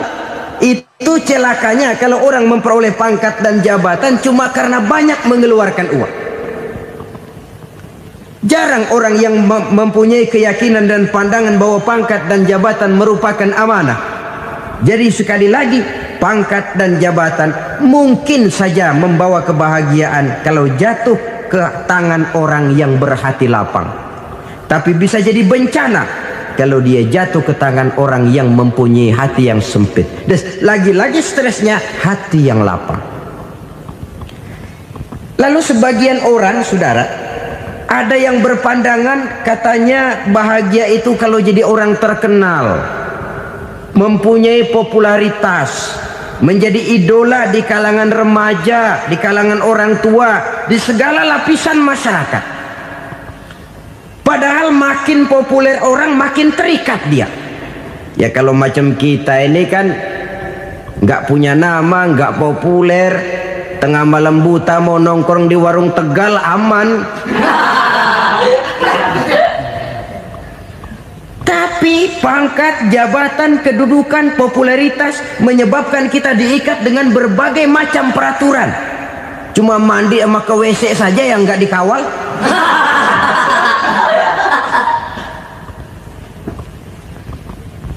Benarkah popularitas, ketenaran membawa kebahagiaan? Mungkin. Ya, tapi mungkin juga tidak. Kenapa? Banyak orang-orang populer yang mengakhiri hidupnya secara tragis. Kita ambil beberapa nama. Di Amerika tahun 60-an ada bintang seksi paling terkenal yang dijuluki seks bom, bom seks. Sampai sekarang jadi legenda, namanya Marilyn Monroe. Singkatan doublenya itu inisialnya MM, Marilyn Monroe. Terkenal, top, sampai dia mati tahun 62. Namanya sekarang masih saja dibicarakan orang. Kenapa dia bunuh diri? Tidak punya hartakah dia? Banyak. Kurang populerkah dia? Seluruh dunia mengenalnya. Sejak rakyat kecil sampai pejabat tinggi dia punya hubungan. Kenapa? Jenuh. Dia terlahir dalam keadaan yatim. Setelah itu tidak lama dia berangkat remaja, ibunya meninggal. Pindah dari wanita asuh ke wanita asuh sampai 12 orang ibu angkatnya. Dan kekecewaan yang paling parah, setiap laki-laki yang dekat dengannya hanya seperti kapal berlabuh. Datang dan pergi silih berganti. Padahal dia merindukan seseorang yang bisa melindungi hidupnya. Dia rindukan itu dan dia tidak pernah menemukan. Itu yang akhirnya menyebabkan dia minum pil tidur kelewat dosis, minum obat tidur kebanyakan, ya tidur terus sampai sekarang.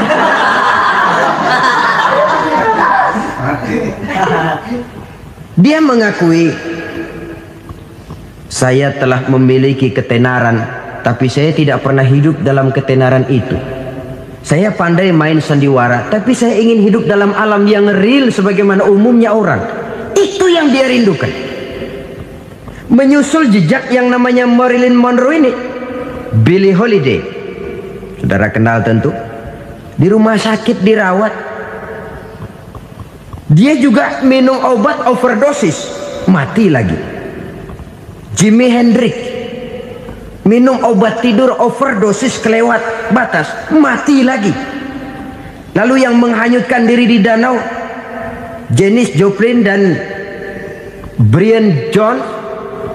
Ini orang-orang populer, orang-orang terkemuka yang mengakhiri hidup secara tragis, bukan karena tidak terkenal, mungkin karena sudah saking terkenalnya. Contoh paling belakangan, Bruce Lee. Wah, ini tukang-tukang kepruk tentu kenal siapa dia. Sampai sekarang pun tabir kematiannya masih merupakan misteri. Dan yang masih hidup juga menunjukkan gejala yang aneh. Michael Jackson, rumahnya di Beverly Hills itu dijaga sedemikian rupa, dan dia selalu curiga kepada setiap makanan harus steril, bersih dari segala macam kimia. Kemana dia pergi, itu tukang-tukang kepruk sudah selalu menjaga dan mengawal, dan dia seakan takut menunjukkan mukanya yang asli. Hingga kalau tampil ke tengah di luar show, dia kadang memakai pakaian yang tidak menunjukkan dia yang sebenarnya, takut dikenali orang.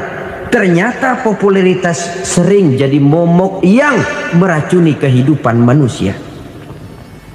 Oleh karena itu, benarlah junjungan kita pada saat beliau mengajarkan orang akan bahagia kalau dia mempunyai hati yang lapang.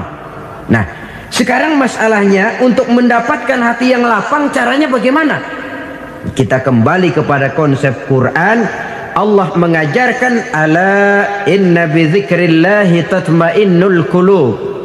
Ketahuilah bahwa dengan banyak mengingat Allah, hati akan tenang, jiwa akan lapang. Dengan kata lain, dekat dengan agama, merasakan kehadiran Allah dekat dalam hidup. Itu muara pertama untuk mencapai hati yang lapang. Ala inna bizikrillahi tatmainnul qulub. Jangan macam orang sekarang ingin mendapatkan ketenangan lalu tapak di puncak gunung, di gua-gua, di tempat sepi. Iyalah kalau nggak ada ular. Kalau tergigit ular berbisa, ketenangan belum, mati jelas itu. Islam positif untuk mendapatkan ketenangan. Ala inna bizikrillahi tatmainnul qulubi.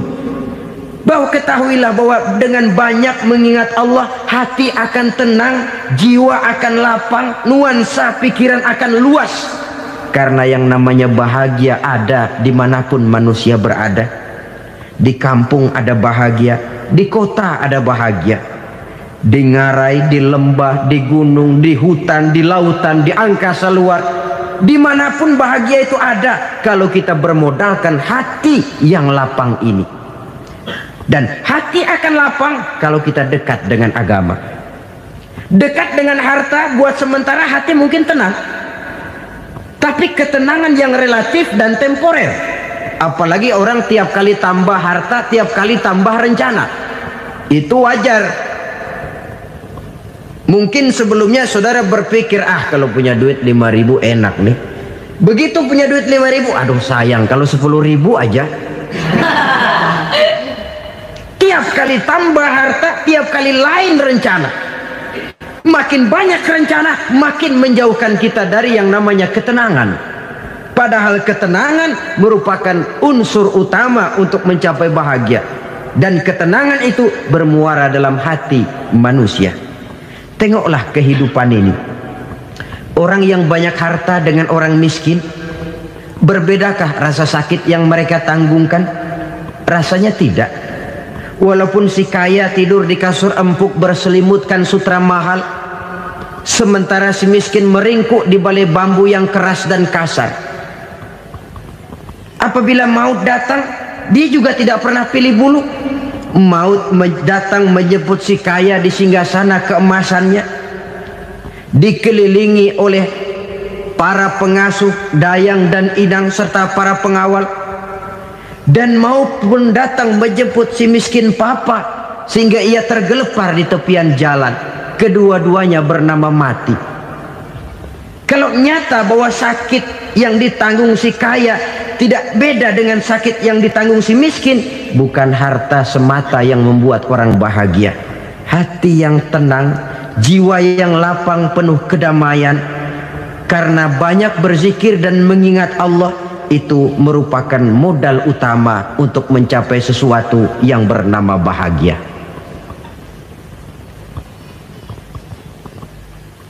Saudara hadirin yang saya hormati, inilah yang pertama dari 4 ciri yang digambarkan oleh Nabi tentang tanda-tanda orang bahagia. Dan harus berangkat dari yang pertama ini, hati yang lapang. Ini yang harus kita miliki lebih dahulu.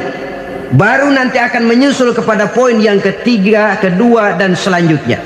Sebab kalau hati sudah terisi dengan jiwa yang lapang, seluruh persoalan insya Allah akan bisa kita atasi dengan sebagaimana mestinya. Yang kedua sekarang, tanda orang bahagia menurut baginda Nabi, markabun syariah. Orang bahagia itu, kata beliau, punya kendaraan biar cepat asal lancar. Artinya kemana dia mau pergi mudah. Apa maksud hadis ini? Kalau kita kaji lebih dalam, kendaraan itu kan alat transportasi. Transportasi tidak lain adalah usaha memudahkan komunikasi. Pindah dari situ kepada teori bahwa manusia adalah zon political, makhluk bermasyarakat yang tidak bisa memenuhi kebutuhan hidupnya secara sendirian. Kita memerlukan keberadaan orang lain dalam kehidupan ini. Untuk memakai baju saja kita sudah perlukan petani yang tanam kapas, pabrik yang memintal kapas jadi benang, pabrik yang menenun benang jadi kain, sampai kepada mesin jahit, sampai kepada tukang jahit. Itu cuma untuk memakai pakaian saja. Tidak seorang pun di antara kita yang sanggup memenuhi kebutuhan hidupnya secara sendiri. Kita perlu orang lain. Maka kebebasan dalam arti mutlak, kebebasan tanpa batas, itu tidak mungkin ada dalam kehidupan. Karena kita mengadakan yang disebut interaksi sosial. Setiap kegiatan kita tentu melibatkan orang lain. Menurut kita barangkali kita bebas jalan di jalan raya semaunya, tapi orang lain berkendaraan pun merasa bahwa ini ada juga jalan haknya. Dan begitu selanjutnya. Oleh karena itu, maksud dari kendaraan yang cepat ini adalah khulata'uhu ma'as solihin. Lingkungan pergaulannya terdiri dari orang-orang soleh. Pergaulannya luas. Kemana dia pergi ada temannya. Kesulitannya ada tempat dia cerita. Dan kesulitan kalau sudah diceritakan kepada orang lain, taruh kata orang itu tidak bisa menolong, namun menceritakannya kepada orang yang kita percayai, kan paling kurang sudah mengurangi beban jiwa, mengurangi tanggungan batin, merasa masih ada tempat kita cerita. Maka lebih baik orang awam yang mau bergaul ketimbang orang setengah alim tapi ngunci pintu. Sebab nantinya akan timbul sikap picik, cupik pandangan, dan tidak luas menghadapi kenyataan dalam kehidupan ini. Namun yang harus kita garis bawahi, pergaulan memang mesti luas. Namun jangan sekali-kali lupa bahwa pergaulan sangat besar pengaruhnya dalam ikut membentuk kepribadian manusia. Sehari-hari bisa kita bilang, kalau kita dekat sama tukang minyak wangi, sekalipun nggak dibagi minyaknya, baunya tentu dapat. Betul? Tapi dekat sama tukang elas, walaupun nggak kena apinya, asapnya mesti kena. Kalau Syauqi mengatakan lebih jelas lagi, man asyaral asyrafa asya musyarrafan wa muasyiral anzali ghairu musyarrafin. Awalam taral jildal hakira muqabbalan bisagri lamma sara jildal mushaf. Siapa yang bergaul dengan orang mulia, dia bakal ikut menjadi mulia. Tapi siapa yang berteman dengan orang hina, dia tidak bakal ikut menjadi mulia. Tidakkah kau lihat, kata Syauqi, kulit kambing yang hina pun dicium orang ketika menjadi kantong Quran. Kulit kambing hina, kalau dia sendirian gak ada yang mau cium. Tapi begitu dia bergaul dengan Quran, menjadi kantong Quran, dipakein minyak wangi, ditaruh di tempat yang tinggi, mau diambil dicium dulu, dibawa dengan penuh hormat dan hati-hati. Kulit kambing yang hina lantaran berteman dengan Quran, numpang mujur. Tapi coba lihat kalau kulit kambing berteman dengan kayu, jadi beduk, habis. Zohor dikemplang, asar dipukul. Itu pun sedikit saja, cuma salah milih teman. Yang temannya Quran dihormati orang, yang temannya kayu lantaran jadi beduk, gelap-gelap subuh orang udah kemplangi.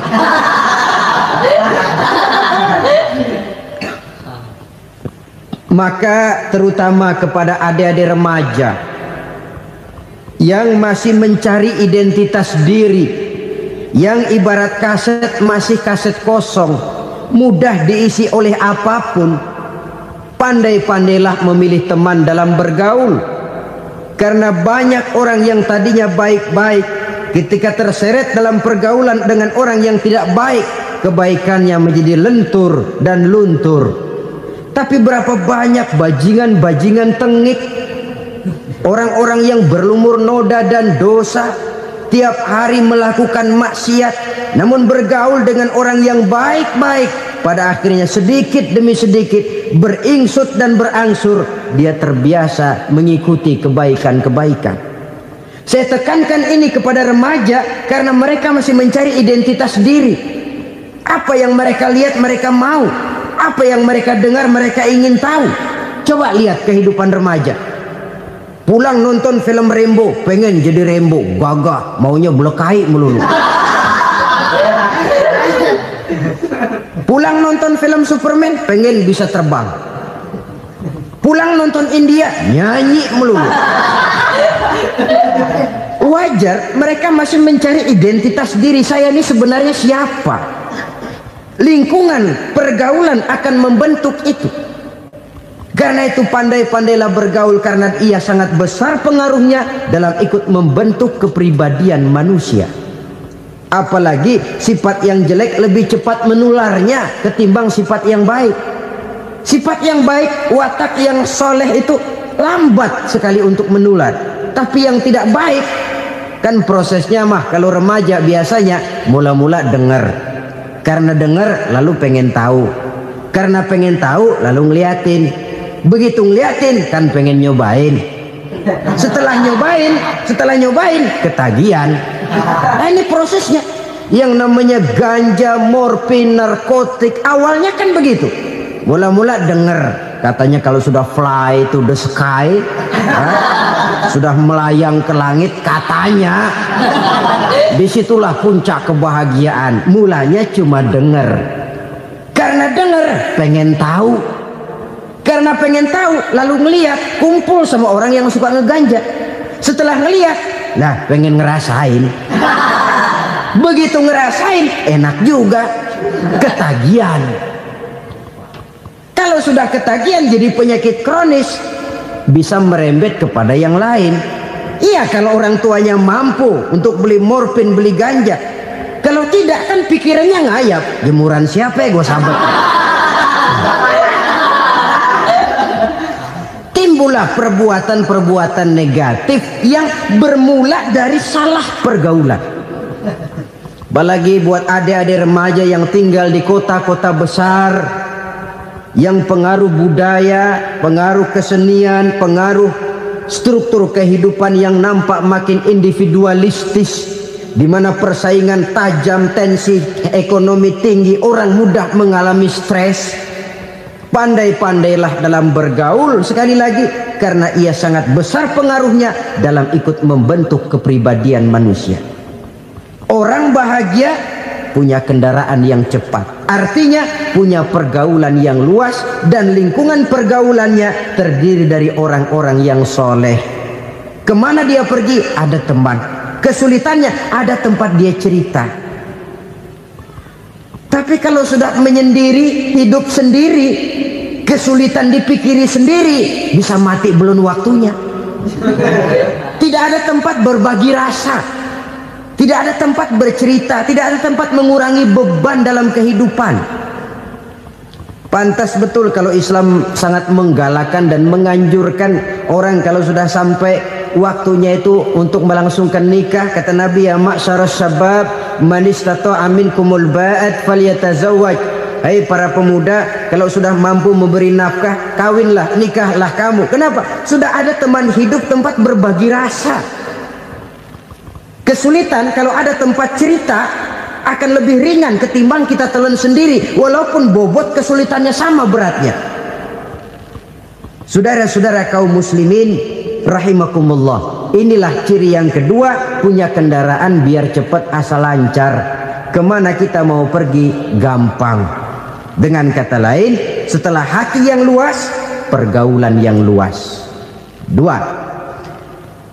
Yang ketiga sekarang, tanda orang bahagia itu menurut Nabi, misbahun mudhi'un, punya lampu yang terang. Oh, itu enggak problem. Sekarang sudah zamannya listrik masuk desa, Pak. Lampu sudah terang semua. Betul, kalau itu yang dimaksud. Tapi tidak cuma itu. Karena lampu yang dimaksud di sini, lampu yang akan menerangi seluruh perjalanan hidup. Dan perjalanan hidup itu sudah dimulai sejak kita terlahir ke alam ini sampai masuk ke alam barzah, kumpul di padang mahsyar sampai ke akhirat. Lampu yang menerangi itu yang diperlukan. Kalau lampu, katakanlah yang paling top sekarang kan lampu jenis Mercury. Taruhlah itu di rumah kita, dia cuma menerangi rumah kita, menerangi hati pun tidak sanggup. Bila kita masuk ke alam barzah, alam kubur, sanggupkah si Mercury yang begitu terang menerangi alam barzah kita? Tidak sanggup lagi.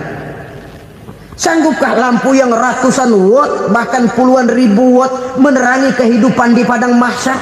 Tidak akan sanggup lagi. Kalau demikian, yang dimaksud lampu yang terang di sini apa? Tidak lain amal soleh, kebajikan yang kita lakukan dalam hidup. Itu yang akan jadi lampu penerang. Di dunia nama kita akan terang. Jasad kita boleh hancur terkubur tanah, tapi nama kita akan dikenang orang. Begitulah kalau orang meninggalkan kebajikan dalam hidup seperti sekarang. Ribuan orang tiap saat berziarah ke kubur Imam Syafi'i, ke kubur Imam Malik, ke kubur Imam Ghazali. kubur orang yang baik-baik, orang yang soleh-soleh. Kebajikannya yang ditinggalkan, yang mengukir namanya dengan tinta emas. Sehingga saudara sudah terbaring di alam kubur, orang lewat, Allah, ini kuburannya Fulan bin Fulan, dulu ini kebaikannya Masya Allah, saya ikut merasakan. Mari kita mampir sebentar, kita Fatihah, mohon disampaikan Allah pahalanya kepada almarhum. Al-Fatihah. Itu kalau orang baik-baik. Lalu saudara tanya, Pak, orang mati dikirimin Fatihah apa nyampe pahalanya? Saya jawab, kalau saudara nggak percaya, mati dulu dah. Nanti saya Fatihain, tungguin di sana, umpama nggak sampai balik lagi kemari. Sekarang ini kan maunya otak-otakan saja, kalau nggak masuk otak nggak percaya. Padahal alam gaib itu nggak bisa diotak-otakin. Sama saja dengan saudara pernah dengar cerita kapal tanpa emas tenggelam kan? Pernah nggak? Di mana? Ya, di laut Masalembo. Begitu ke tanpa emas tenggelam, ratusan penumpang itu terjun ke laut, dipermainkan gelombang, berjuang menghadapi maut itu. Orang lagi timbul tenggelam di lautan, dihantam ombak, kita tengokin pakai helikopter. Pak, lagi timbul tenggelam ya? Iya, tolongin. Jangan khawatir Pak, nih saya kirim intan Pak, harganya 10 juta. Kira-kira orang yang timbul tenggelam di laut seneng nggak? Tidak. Kan mahal toh intan 10 juta. Kenapa dia nggak senang? Karena intan 10 juta dalam kondisi seperti itu tidak sanggup menyelamatkan dia. Dia akan girang kalau dikirimin ban mobil bekas, dikirimin papan terentang atau bambu. Intan yang 10 juta dia nggak girang. Ban mobil bekas yang 1000 perak, tuh pegang, itu yang dia girang betul. Inilah sebabnya Nabi berkata, mal mayyitu fi qabrihi illa kal ghariqil mutaghawwis. Orang yang meninggal di alam kuburnya seperti orang timbul tenggelam di lautan. Yantaziru da'watan min ahli, menunggu doa dari keluarganya yang masih hidup. Duh, bapak saya sudah meninggal, saya sayang benar sama dia. Kirimin kulkas ke kuburannya Itu sama saja dengan tadi orang tenggelam di lautan dikirimi intan yang harganya 10 juta, ndak sampai. Begitulah kalau kebajikan yang kita tinggalkan dalam hidup, sudah mati pun kubur kita masih diziarahi orang. Tapi kalau jahat yang kita tinggalkan, boro-boro lah orang mau doa lewat dekat kuburan kita juga serem. Tuh bajingan no, dulu mati dipendem di situ tuh. Jangan lewat situ, ntar kesurupan, jangan. Lewat saja orang ngeri. Konon lagi membacakan Fatihah dan mengirimkan doa. Hidup pada hakikatnya adalah kesempatan untuk berbuat baik. Maka sekali kesempatan itu diberikan, manfaatkan dengan sebaiknya. Sebab kesempatan kedua tidak akan pernah ada. Kesempatan berbuat baik di sini, di akhirat sudah pembalasan namanya. Sekali kesempatan itu dicabut, dia tidak akan pernah dikembalikan lagi. Kata Iqbal, hidup tidak mundur ke belakang, Bung. Berhenti diinjak orang, mundur hancur. Tidak ada kata mundur dalam hidup ini. Berhenti diinjak orang, mundur kecebur. Tidak ada kata lain. Harus maju dalam kehidupan, dalam artian yang positif. Hidup adalah kesempatan untuk mengumpulkan kebajikan yang sebanyak-banyaknya. Di situ nilai daripada manusia. Sekarang ini memang nggak kelihatan kok, orang yang banyak pahala sama yang banyak dosa nggak kelihatan kok. Barangkali kalau habis bikin dosa palanya pada benjol, mungkin orang takut sama dosa. Tapi sekarang sama saja, orang yang banyak dosa dengan yang nggak banyak dosa jalan bareng dari belakang, sama, nggak kelihatan beda. Tapi ada waktunya di mana pahala memegang peranan, di mana dosa diperlihatkan. Sama saja kalau kita bawa mobil siang, lampu kan nggak begitu berfungsi. Apa lalu bilang, alah ini lampu berat-beratin, copot-copotin aja dah. Tidak perlu begitu. Kenapa? Pada suatu saat malam senja akan datang. Bila matahari terbenam, senja pun datang, gelap mulai merayap, disitulah baru terasa perlunya lampu. Pahala begitu. Sekarang orang yang nggak ada pahalanya, nggak kelihatan dalam kehidupan.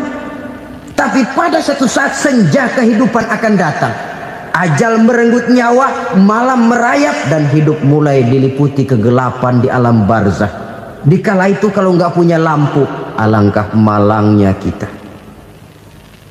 Sebab amal yang baik, kata Nabi, di alam barzah itu akan diciptakan menjadi perempuan yang cantik menemani kita. Amal yang jahat akan menjadi orang yang paling jelek nemenin kita. Udah di tempat gelap yang nemenin jelek.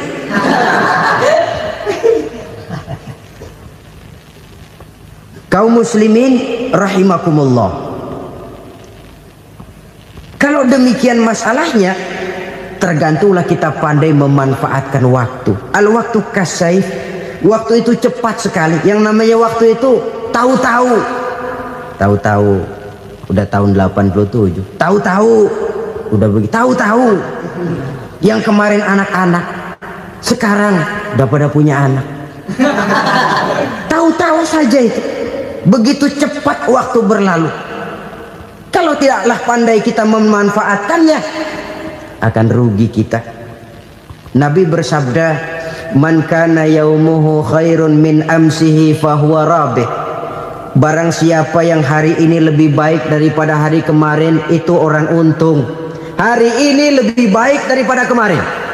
Bulan ini lebih baik dari bulan kemarin. Tahun ini lebih baik dari tahun kemarin. Itu orang yang beruntung. Tahun kemarin sembayangnya maghrib doang, sekarang udah tambah isya. Tahun kemarin cuman Idul Fitri aja ngancem bener, sekarang udah tambah Jumat, lalu tambah lagi maghrib, tambah lagi isya, dan selanjutnya. Hari ini lebih baik daripada kemarin, itu orang yang beruntung. Wa man kana yaumuhu mislu amsihi fahuwa khasir. Lalu barang siapa yang hari ini sama saja dengan hari kemarin, itu orang rugi. Hari ini sama dengan kemarin, rugi itu. Bulan ini begitu, bulan kemarin begitu, tahun ini begitu, tahun lalu juga begitu. Rugi itu orang. Rugi apa? Rugi umur. Umur tambah, amalan gak pernah tambah. Dan saya pikir lebih merupakan azab ketimbang nikmat kalau orang dikasih panjang umur cuma untuk numpuk dosa. Mending mana? Panjang umur banyak dosa sama pendek umur dikit dosa? Mending mana? Mending mana? Ya, paling mending tentu panjang umur banyak pahala. Tapi kalau tidak, sekali lagi, lebih merupakan azab ketimbang nikmat kalau orang diberikan panjang umur tapi cuma untuk sekedar menumpuk dosa. Kehilangan kesadaran bahwa dunia bukan terminal akhir dari satu perjalanan. Dia cuma halte di mana kita berhenti sebentar untuk menuju kepada terminal yang hakiki. Saudara-saudara kaum muslimin rahimakumullah. Inilah lampu yang akan menerangi kehidupan. Amal yang kita lakukan di dalam kehidupan. Jadi yang dimaksud dengan lampu yang terang, kebajikan yang kita kerjakan dalam hidup. Nah, setiap orang di awal tadi saya bilang ingin bahagia. Bahagia itu kan hakikatnya kumpulan senang dan selamat. Senang, selamat. Apa bedanya? Senang tapi tidak selamat, nggak bahagia. Selamat tapi nggak senang, nggak bahagia orang. Contoh, kalau orang korupsi, duitnya banyak, senang dia, tapi keselamatannya. Ada tentara baris di samping rumahnya udah bingung, padahal tentara latihan. Tentara cuma latihan, dia bingung. Senang, tapi karena keselamatannya tidak terjamin, dia tidak bahagia. Sebaliknya pegawai negeri jujur benar, cuma segaji-gajinya. Selamat, nggak korupsi, tapi melarat, ya nggak bahagia juga, kurang senang. Kesenangan dan keselamatan untuk dunia saja, ya sekali lagi, kalau cuma sekedar untuk dunia saja, bisa dibeli pakai uang. Bisa dibeli pakai uang. Saudara ingin selamat, bisa dibeli pakai uang. Saudara ingin senang, bisa dibeli dengan uang. Tapi setelah mati, masuk ke alam barzah, habis kekuasaan uang. Nggak bisa lagi beli keselamatan pakai uang, tidak mungkin lagi membeli kesenangan dengan uang. Di situ pahala yang megang peranan. Makin banyak pahala, makin banyak saham untuk membeli kesenangan dan keselamatan, untuk memperoleh yang namanya bahagia. Dan jangan lupa loh, di alam barzah kita nggak sebentar, menunggu datangnya kiamat. Loh iya, kalau kita begitu dikuburin terus kiamat datang, untung. Tapi kalau masih harus 1000, 2000, puluhan ribu tahun yang akan datang, dalam satu penantian yang begitu lama, tanpa saham untuk memperoleh kebahagiaan, satu kemalangan yang tidak ada pernah putus-putusnya. Janganlah tergelincir oleh kebahagiaan sebentar yang menipu dengan mengorbankan kebahagiaan hakiki yang berjangka panjang. Apa artinya senyum sejenak kalau harus ditebus dengan tangis seumur hidup? Biarlah kita minum jamu, pahit memang, getir memang, tapi kan besok badan sehat. Daripada sekarang minum sirup, manis memang, enak memang, tapi bibir pada jontor besok. Sirawan, batuk, nggak karu-karuan. Banyak orang tertipu oleh kesenangan yang sebentar. Padahal laisa kullu ma yalma'u zahaban. Belum tentu semua yang berkilat itu emas. Belum tentu semua yang gemerlap itu intan. Karena itu, marilah manfaatkan kesempatan yang diberikan Allah ini untuk mengumpulkan kebajikan yang sebanyak-banyaknya. Yang terakhir sekarang, yang keempat, tanda orang bahagia kata Nabi. Zaujatun salihah. Orang bahagia itu tanda yang keempat kata Nabi, punya istri biar cakep asal taat. Sudah surga itu sudah. Cakep taat. Istri kayak gitu, kalau belum mati jangan dikuburin dulu itu. Sudah cakep taat lagi. Tapi kadang-kadang enggak, udah jelek ngadat melulu. Apa yang mau dipilih? Sebab itu Quran mengatakan istri pakaian untuk suami, suami pakaian untuk istri. Kenapa suami istri diibaratkan pakaian? Alangkah tingginya gaya bahasa Quran ini. Suami istri teman hidup, hidup perjalanan panjang. Sejak kita dalam rahim sudah ada hidup kan di sini. Sampai ke alam dunia, masuk ke alam barzah, kumpul di padang mahsyar, sampai menuju akhirat, itu perjalanan hidup. Carilah istri atau suami, teman hidup yang membawa manfaat tidak hanya kehidupan di dunia ini, sampai di alam barzah, sampai di padang mahsyar. Suaminya mungkin meninggal lebih dulu, atau istrinya mungkin meninggal lebih dulu, tapi suami atau istri yang masih hidup berbuat kebajikan. Suami saya meninggal, ada hartanya, saya sedekahkan, niat pahala untuk almarhum suami saya. Ini teman hidup,